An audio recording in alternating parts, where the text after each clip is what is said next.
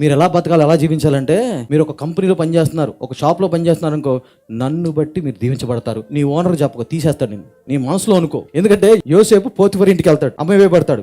అక్కడ బైబిల్లో క్లియర్గా రాసి ఉంటుంది, పోతిఫర్ అంటాడు, పోతిఫర్కి అర్థమైంది నిన్ను బట్టి నేను దీవించబడ్డా అంటాడు. అవునా? అట్లా మన జీవితం, మన బతుకు ఎలా ఉందంటే, ఏదో వాడి కింద పని చేస్తున్నా, అయ్యో వాడు అలా కాదు. నువ్వు ఎక్కడ అంటే పొలం పనులు ఎక్కువ కాబట్టి నువ్వు వేరే పొలంలో పని చేస్తున్నా అయితే నీ ఓనర్కి ఏం చెప్పొద్దు, ప్రభా నన్ను బట్టి ఈ పొలం దీవించబడాలా, నేను ఇక్కడ పని చేస్తున్నా కూలోనే, కానీ నువ్వు చేతులతో పనిచేసేటప్పుడు దీవించు, ఆశీర్వదించు. నా ఓనర్ ఏదో రోజు అనాలి, ప్రభా అమ్మా నాకేమో తెలియదు కానీ నిన్ను బట్టి నేను దీవించబడ్డాన్ని పోతీఫర్ ఎలా యోసేపుతో అన్నాడో అలాగ నేను కూడా అనిపించుకోవాలి యేసయ్య. ఇట్లా ఆలోచించు, ఇట్లా మాట్లాడుకో, ఇలా ఉండు, తక్కువగా చూసుకోకు. నువ్వు కూలోడైనా తక్కువ చూసుకోకు, పనుడే. అయ్యా నీకు పొలం లేదు, నాకేం లేదు సార్, కూలోడి అయినా తక్కువ చూసుకోవద్దు. ఎందుకంటే ఒకటే, నీలో సర్వశక్తి గల దేవుడు ఉన్నాడు కాబట్టి. అదొక్కటే అర్హత.